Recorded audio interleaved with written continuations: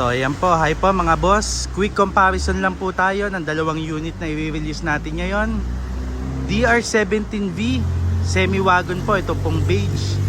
Ito naman pong pearl white na to ay DR17W dual automatic sliding door.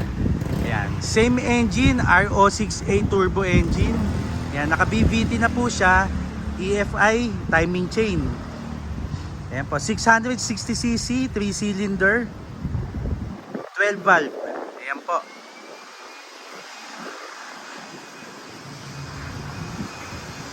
So review po natin itong DR17V semi-wagon. Nissan po ang kanyang emblem. So ayan po.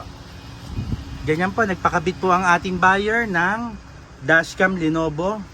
At ito pong ating Conway, yan, OBD scanner, yan, 2. Ayan po.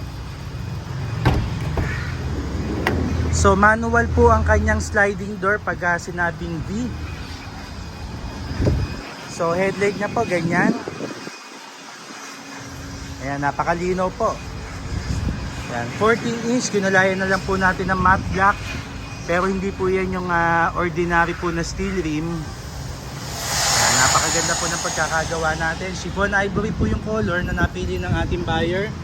Ayan po, simpleng-simple lang po pagdating po sa ating mga seat cover. Ayan po, pinalitan na rin po natin ng headliner. Ayan, napakasimple lang po ng pagkakagawa natin pero elegante.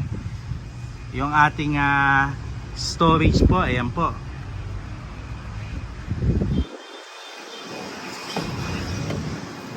So parehas pong automatic transmission. Ayan po, ang ating panel gauge. So pang wagon na rin po siya. Kasama na po sa package to yung ating head unit na may reverse cam, console box dito po. Ayan. So yung mga cup holder po natin, andito po yan sa mga gilid po ng mga pintuan. Ayan, all power po, power windows po at retractable mirror na rin po itong unit na to. Ayan. So kulang pa sa detail. Ayan, mamaya po ulitin po natin yung pag-detail nito. Pa-car wash tayo tapos road test. So ganyan pong kaluwag ang kanyang loob. Ayan. So kung mapapansin nyo, mayroon po tayo mga butas dito kasi sa Japan po, ayan, ginagawa po nila tong camper van, yung mga ganito. Ayan, po pwede tayo maglagay dito ng bolt.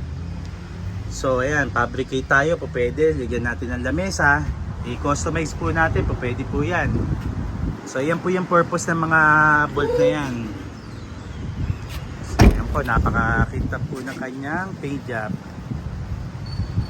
Napakaganda po ng pagkakagawa. Ayan, yung reflection niya po, magandang klaseng top coat po nilalagay natin dito.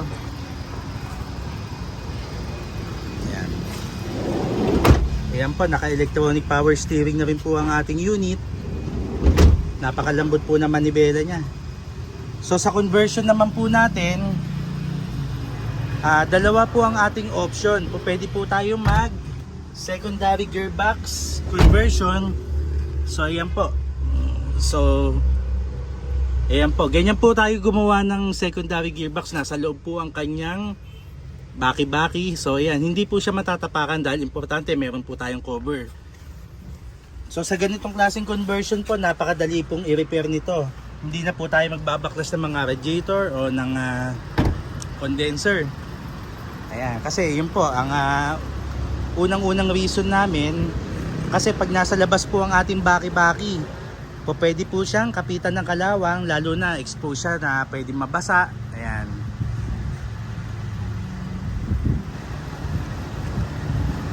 So ito po, DR17V, DR17W naman po itong unit na to.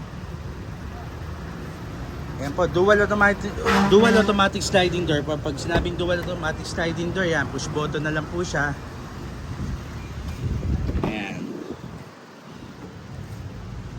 Automatic transmission din po. Ayan, to mga pinakabit na lang po ng ating buyer. Natitilt po yung kanyang steering wheel. Ayan. So sa mga ganito naman po, ayan, napakababa po ng kanyang mileage, swertihan lang naman po tayo. Ayan.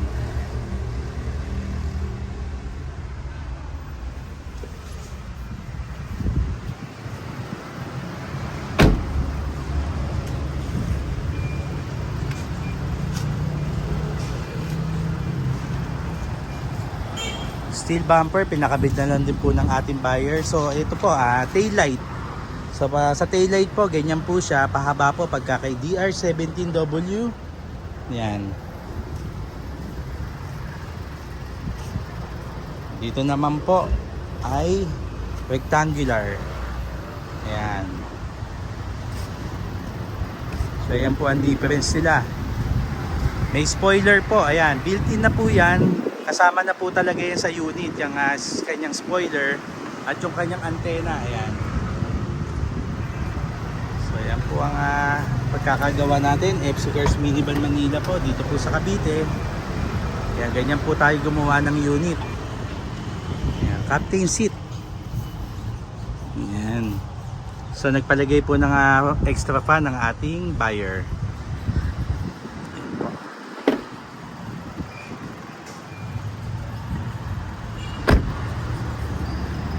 May stepboard na rin po ito.